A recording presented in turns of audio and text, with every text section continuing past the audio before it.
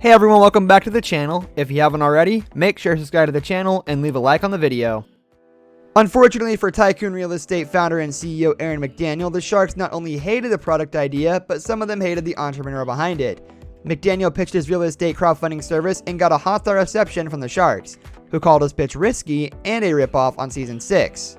Launching straight into the pitch at breakneck speed, Aaron told the Sharks that real estate had been proven to be the most constantly safe way to grow wealth for hundreds of years. However, Aaron explained the real estate negotiations could be intimidating, difficult, and expensive, with the best deals being reserved for the rich. He was seeking a $50,000 investment for 5% of the company. However, after hearing the pitch for just 60 seconds, Mark Cuban said he hated it and was out.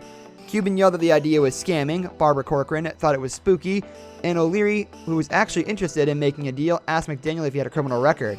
Kevin O'Leary offered $50,000 for a 50% stake, but stipulated the company must be rebranded under his own name. McDaniel refused the offer.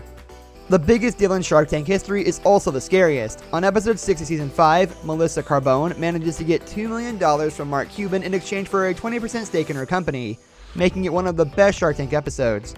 Her entertainment company called 1031 Productions creates and produces live horror productions. In one of the more elaborate entrances in the history of Shark Tank, Melissa entered accompanied by a ghoulish woman to set the tone of the business. Suddenly, a scarecrow came to life, an evil shaman, and a chainsaw executioner stormed onto the stage to give the judges a fright, particularly Damon and Robert, who seemed visibly shaken by the frightening display. Melissa was making efforts to scare the judges into investing in 1031 Productions. She went into business intending to stage the best haunted hayrides possible, and almost immediately she made a local name for herself. Eventually, she hoped for 1031 to be the world's largest Halloween-based entertainment company. This would, of course, depend on the Sharks. She presented her plan of expanding the haunted hayride into New York. Its dense population and high concentration of acting talent made it the perfect choice for expansion. Thanks to Cuban's investment, Carbone has now expanded 1031 Productions across the country. Cuban also helped Carbone secure a ticketing distribution contract with Live Nation, and 1031 Productions expects to make $3 million this year in sales. Matisse Salon entered the tank in 2011 looking for $40,000 for 20% of the company Wake and Bacon, which made a wooden alarm clock that broils bacon set to the time you wake up. Salon posted his Wake and Bacon on his own website online, and it has since then gone viral. According to him, hundreds of people have emailed him with requests for the Wake and Bacon. He brought a few pictures of the potential design of the new Wake and Bacon, which displays a toaster oven-type alarm clock that has ears and hooves that resemble a pig. Not only did Salon not know the basics like the cost of production, but the clock was a potential fire hazard. On top of that, the Sharks pointed out that the novelty would eventually wear thin for many bacon fans whose rooms with a permanent aroma of grease. Neither of the Sharks liked the idea, and O'Leary even told him that his product would end up in his museum of really bad ideas that kill people.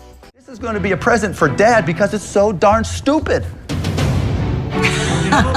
And Mark Cuban puts his dough into stupid ideas. Is that what I'm hearing here today? It's a gag gift. The problem is, I'm not going to put up the $130,000.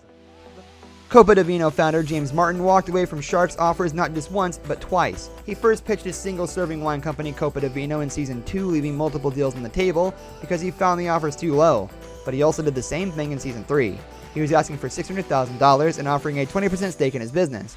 Kevin O'Leary was intrigued and offered $600,000 for a 51% stake in the company, which Martin had to turn down.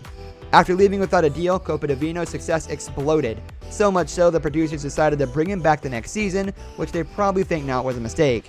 Martin later admitted that he primarily just came back to rub it in the faces of the Sharks, that he found success without them. Though Sharks were willing to negotiate on Martin's terms, he spent such a long time negotiating with the Sharks in his second pitch that they became convinced that he was merely using the show as an advertising platform and had no intention of ever making a deal. After smugly sipping his wine through much of his pitch while showing little interest in what they were saying, the Sharks kicked him to the curb a second time. That's all the time we have for today's video, guys. Thank you for watching. We will see you next time.